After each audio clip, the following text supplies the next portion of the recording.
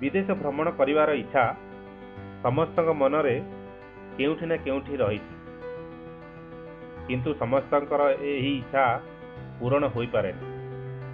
आपणक स्वप्नर रास्तार आसी जाए भिसा। आपणक पाखरे केते पैसा थाउ ना काहेकि विदेश जीवा पई हेले आपणकु संपृक्त देशर सरकार ठारू लिखित आदेश दरकार, जहाकु सरकारी भाषा रे भिसा कुहा जाए। किंतु आपण माने जानिले आश्चर्य हेबे, एमिति किछि देश अछि जेठकु जीवा पई भारतीय मानकु भिसार आवश्यकता पड़ी न थाए। सेही देश गुड़िक कौन मु एही वीडियो माध्यम रे आपण मानकु जणाइबी। तेणु मोर एही वीडियोटी को शेष पर्यंत देखिया पे अनुरोध करुछि।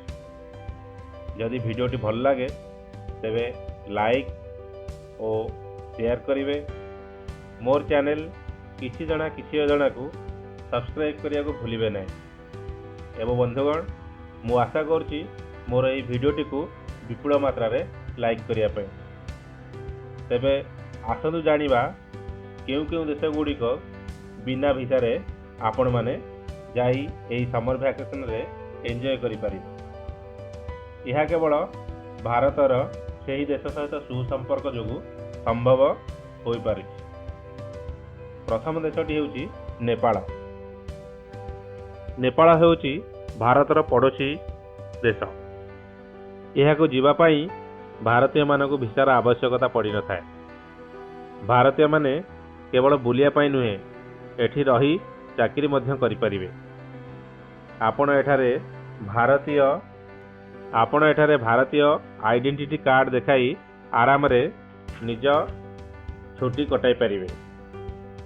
आपण एठारे पशुपतिनाथ मंदिर, बौद्धनाथ स्तूप, सागरमाथा नेशनल पार्क, नेपालर राजधानी काठमांडू बुली पारिबे।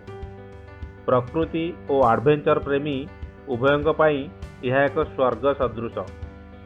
आपण एठारे रिवर राफ्टिंग, बोटिंग इत्यादि करि परिबे। एठारु आपण फ्लाइट रे एवरेस्ट को मध्य देखि परिबे। यार मुद्रार मूल्य भारतीय मुद्रार मूल्य तुलन रे कम होइथिबारु एठारे रहिबा और खाइबा खर्च मध्य आपणकु पॉकेट को बाहरी पड़िबो नाही। द्वितीय देश हेउची भूटान। भूटान सिक्किम ठारू बहुत पाखरे। यह मध्य भारतर अन्य पड़ोसी देश। एठाकु जीवा पई आपनकु पासपोर्ट सहित भारत सरकार द्वारा जारी कौनसी प्रमाण पत्र जेमिति कि आधार कार्ड, ड्राइविंग लाइसेंस दरकार पड़ी थाए, किंतु भिसा दरकार होई न थाए। एही देश बौद्ध धर्म पई बहु परिचित। यार तापमात्रा 15 रु 30 डिग्री मध्य सदाबेले रही थाए। तेणु समर वैकेशन पई यह परफेक्ट। आपण एठारे बुद्ध स्टैच्यू, डोकुला पास, टाइगर्स नेस्ट, चेलेला पास परी जागा बुली एंजॉय करि परिबे। तृतीय देशटी हेउची जामाइका। यह एक आरबीय देश। एठारे आपण 30 दिन पर्यंत आराम रे रही परिबे। सुंदर समुद्र उपकूल, सबुज पहाड़ और नदी घेरा मध्यरे एही द्वीपटी एक स्वप्नर सहर परी। प्रकृति प्रेमी को मध्य या केबे भी निराश करे नहीं।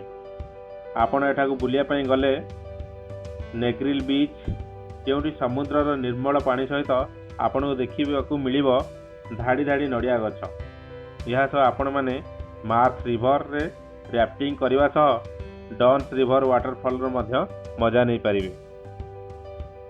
चतुर्थ देशटी होची मॉरिशस। मॉरिशस परी सुंदर देश को जीवाकू भारतीय को भिसार आवश्यकता पड़ी न थाए। आपण केवल बुलिया पाई नुहे, बिजनेस ट्रिप रे मध्य एठाकू 60 दिन पई जाई परिबे। मात्र आपण पाखरे रिटर्न टिकेट थिबा दरकार, तेबे जाई आपण को एठी बुलिया पई अनुमति मिलिबो। तेणु आपण एही देश को जीवाकू प्लानिंग करथिले 2 वे टिकेट करि नियंतु। एठारे आपण माने 7 कलर्ड आर्थ ऑफ कैमरेल, गंगा तलाव, लाभिले crocodile park, black river national park भली अनेक सौंदर्य जिनिसर मजा नहीं पारिबे। पंचम देशटी होची माइक्रोनेशिया। आशा करुच्ची यही देशर ना बहुत लोग जानी नथिबे।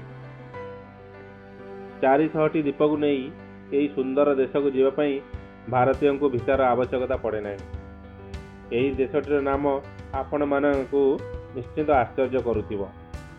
यही देशटी एक स्वच्छ और सुंदर देश अटे। एठारे आपण 30 दिन पर्यंत बिना भिसारे बुली पारिबे। केवल आपण पासपोर्ट देखाइबा दरकार जार वैलिडिटी 6 मासरू अधिक थिबो।